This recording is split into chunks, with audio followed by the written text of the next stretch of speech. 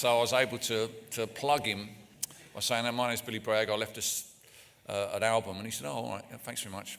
So I went home, tuned in. He came in at 10 o'clock in the evening, tuned in. And halfway through his show, he played my album. He played the first track, Milkman of Human Kindness, at the wrong speed. Which, anyone knows anything at John Peel will know that is in itself a legendary. That is itself a mark of almost like a mark of honour to have been played at the wrong speed by John Peel. It didn't help because it was only 7 tracks on the record. It was 45 RPM for better audio. And he obviously hadn't read that. But he said a lovely thing at the end. He said, "That's Billy Bragg, Milkman Human Kindness, and if you're listening, I would have played it anyway, even without the mushroom biryani." But it does help. Those of you hoping to get played on the airwaves, the mushroom biryani can get you all the way to the East Leagues Club in Brisbane, if you play your cards right. Try not to say a joke about currying favour, but... Oh, it's good. It's a good one. You mentioned Joe Strummer, and you were saying earlier you had a bit of an epiphany early on seeing The Clash. Was he one of the inspirations for you to sort of write message-based songs originally? Actually, I think the idea about writing political songs had come to me before that. I was a big fan of the music of Black America that was made in the 1960s.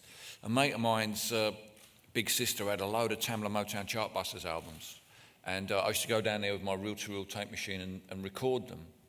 And if you listen to that stuff, particularly the stuff from the later part of the 60s, it's all obliquely and sometimes directly referencing the civil rights movement.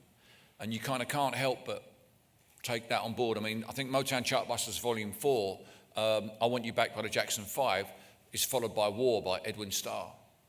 And then there's another track by Diana Ross and Supremes, and then it's Ball of Confusion by the Temptations. There's another, poppy, sweet track, and then Abraham, Martin and John by Marvin Gaye. And if you're someone like myself who's, listening to music for content, I can't help to be steered in the direction of believing that music should try to say something more than just, "I'm great, you're shit, you like my socks," to paraphrase Oasis. So, isn't that what their songs say? Most of them, isn't it? Isn't it? So that, and then through Simon and Garfunkel, I got into American singer-songwriters and Bob Dylan. One of the great epiphanies I had was listening to The Times They Are Changing. My mate Graham Patton wanted the Jackson 5's greatest hits for his sister Tracy's birthday, and I had it. And he said, "I'll swap you it for me Dad's Bob Dylan record." His dad had one Bob Dylan record. It was The Times They Are Changing. It was on a piece of vinyl about as thick as that table. And when I got it home, it was so raw. It was like, just him and the voice. And I feel perhaps it was like the generation before me in Britain had heard the blues, those raw blues records, and it seemed like they came from another planet. Well, The Times They Are Changing, that album, Lonesome Death of Hattie Carroll, Only a Pawn in Their Game. I mean, it was just so powerful. And that set me on a course for trying to find music that connected with my anger about the world. And so when punk came along, it was a bit of a no-brainer, really, that I would connect with that. People like Elvis Costello was writing political songs, The Clash themselves writing political songs, The Jam as well. So yeah, it was ideal for me. I just had to completely change the way I wrote songs, which doesn't happen overnight, but it did. By the middle of 1977, I was up to speed and writing punk songs. By the time you kicked off the solo career in the mid-'80s, it was an incredibly tumultuous time in the UK. Did you have ambition to actually make change with what you were doing? Well, here's the funny thing. Having been inspired by someone like Dylan and the role that the singer-songwriter seemed to have played in the 1960s as a kind of lightning rod, or maybe even then as someone who actually changed the world. There was a strange thing that went on in the 1960s, in that for people like Phil Oakes, American singer-songwriter, I mean, they had their world changed by rock and roll. Strange though it may seem now, Elvis Presley and those who followed him had broken down the line of cultural segregation for young people in the United States of America. You know, Chuck Berry, perhaps the most political pop song ever made was Roll Over Beethoven by Chuck Berry. A black American with an electric guitar saying, you know what, all that white culture shit is over. And this is the way it's going to be from now. I don't think there's ever been more of a siren song of cultural change than Roll Over Beethoven. And for that generation who were inspired by that, people like John Lennon, you know, they had seen pop music change the world culturally. And now they were going to try and change the world politically. And they didn't know, as we know, that you can't change the world by singing songs. They had that vitality of youth, and they were going to push it as far and as hard as they could. And I mentioned Phil Oakes earlier because I think he's a good example of someone who wrote all those political songs that Bob Dylan was supposed to write. Phil Oakes wrote them. He walked the walk and talked the talk. He was at Chicago in 1968 when that generation came up against the reality of a state and a government and a police force that busted their heads in Chicago at the Democratic National Convention. And Phil Oakes ultimately, a few years later, hung himself, committed suicide. And I think that one of the reasons he did that was because he so passionately believed that music could change the world that he felt a personal failure when it didn't. And I think for those of us who were involved initially in punk rock, we had that similar feeling, that sense that the Clash could change the world and buying their records could change the world. So in 1983, when I found myself at the top of the independent charts, along with bands like the Smiths, who had similar politics to me, and then the miners' strike happened. And, you know, there was really basically what was a class war for a year in my country, a confrontation between Thatcher and organised labour.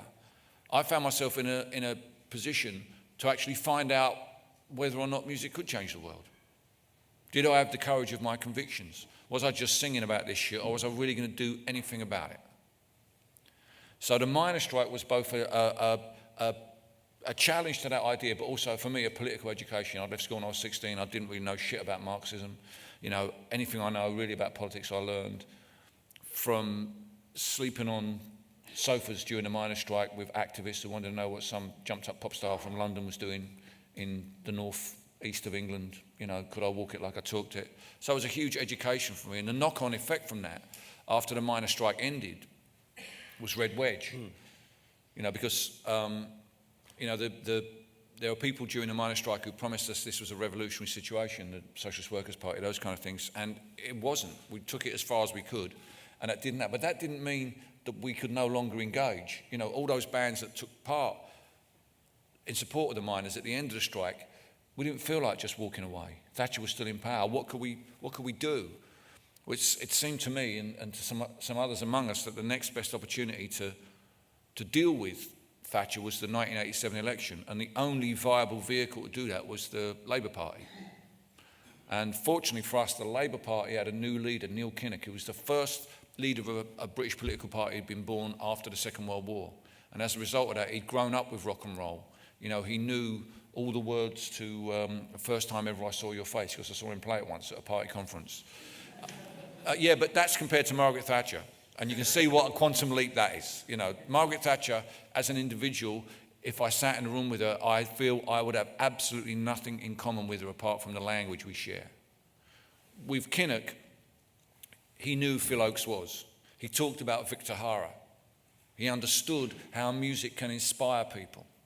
Without him, Red Wedge would never have worked because we were independent of the Labour Party. We put out our own ideas. We found an accommodation with them.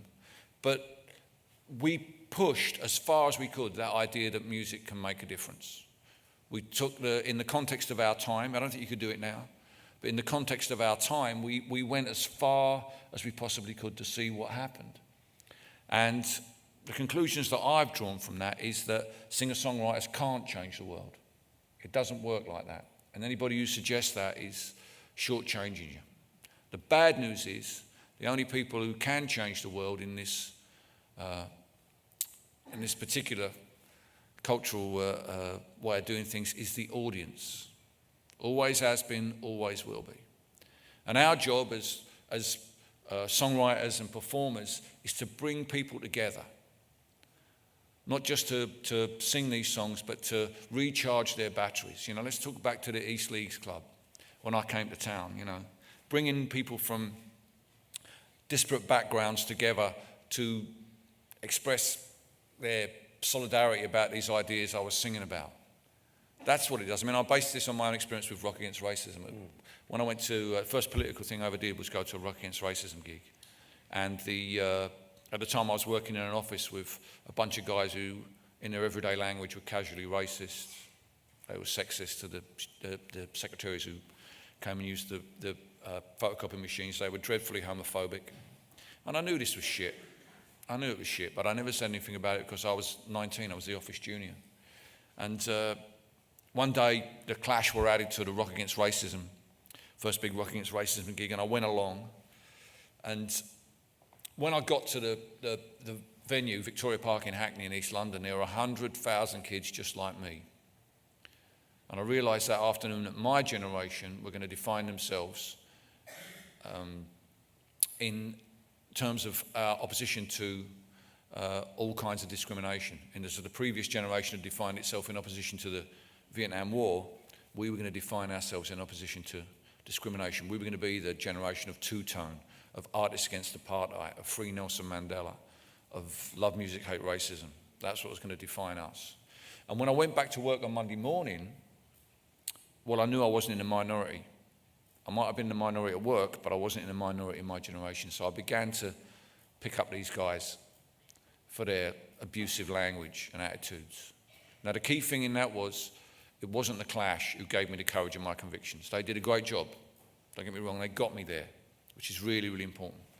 But what gave me the courage of my convictions was being in that audience with those people of my age, of cheering those ideas, of singing those songs together, of getting the feeling that I wasn't the only person in this town who gave a shit about this stuff.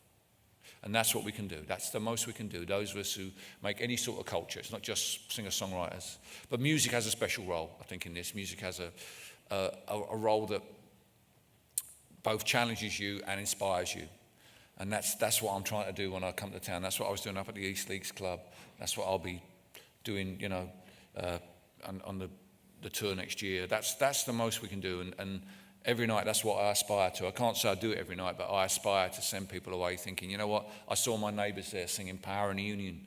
You know, I feel, you know, I saw my community there supporting the idea of equal marriage, those kind of things.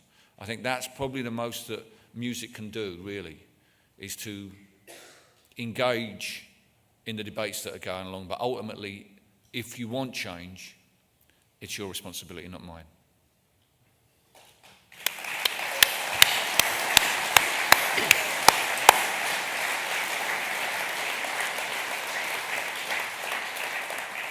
Let's jump forward a few years. It must have been some point in the mid-90s or late 90s when you were approached by Woody Guthrie's daughter, Nora, to work with unreleased Guthrie songs. Yeah.